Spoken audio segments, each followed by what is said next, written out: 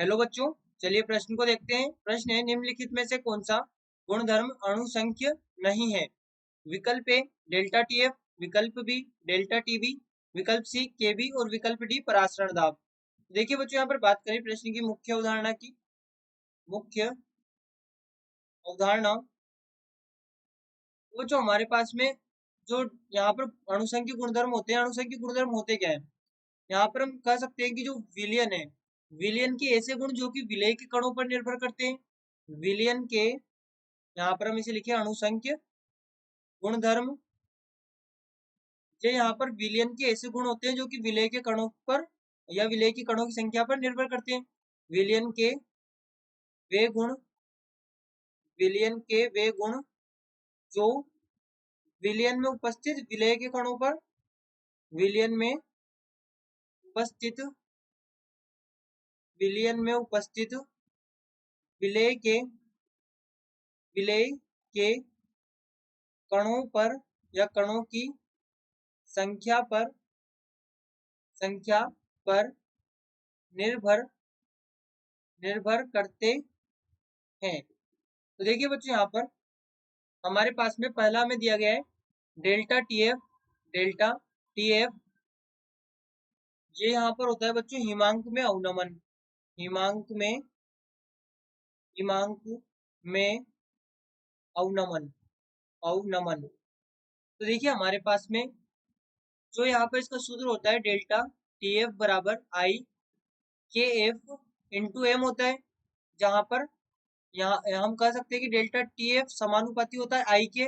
और यदि आई की बात करें तो आई होता है 1 minus alpha plus n alpha, जो कि यहाँ पर वियोजन के लिए होता है। यहाँ पर ये वियोजन के लिए होता है, वियोजन।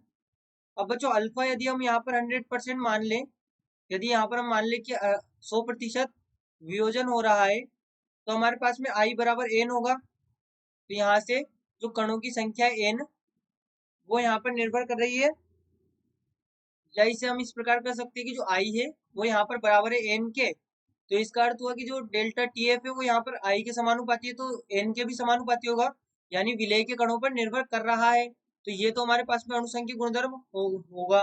वहीं पर हम दूसरा बात करें, दूसरा हमारे पास में हमें दिया गया है डेल्टा टीबी, जो कि होता है क्वथनांक में उन्नयन। क्वथनांक में उन्नयन, और इसे बच्चों यहाँ पर हम लिखते हैं डेल्टा टीबी बराबर आई के बी इंटू, यहाँ पर ये एम होगा। तो इसे हम कह सकते हैं डेल्टा टीबी समानुपाती होगा आई के, और आई बराबर है एन के। तो यहाँ पर ये भी विलय के कणों पर निर्भर कर रहा है, तो ये भी यहाँ पर हमारे पास में अणुसंख्यक गुणधर्म होगा। वहीं पे तीसरा देखिए बच्चों, तो यहाँ पर जो के बी हमें दिया गया है, ये हमारे पास में होता है मोलल उन्नयन, मोलल उन्नयन स्थिरांक, मोलल उन्नयन स्थिरांक। अब बच्चों यहाँ पर जो स्थिरांक है, स्थिरांक विलय के कणों की संख्या पर निर्भर नहीं करता, स्थिरांक केवल ताप पर निर्भर करता है। यहाँ पर ये विलय के कणों की संख्या से स्वतंत्र है, ये यहाँ पर निर्भर नहीं कर रहा, तो ये हमारे पास में अणुसंख्यक गुणधर्म नहीं होगा। वहीं पे हम बात करें पाई, जो कि हमारे पास में परासरण दाब होता है। यहाँ पर हमारे पास में परासरण दाब, और बच्चों परासरण दाब होता है पाई बराबर आई सी आर टी, यानी कि यहाँ पर हम कह सकते हैं कि जो पाई है ये समानुपाती होगा आई के। तो यहाँ पर ये भी निर्भर करेगा विलय के कणों की संख्या पर, तो ये भी हमारे पास में अणुसंख्यक गुणधर्म होगा।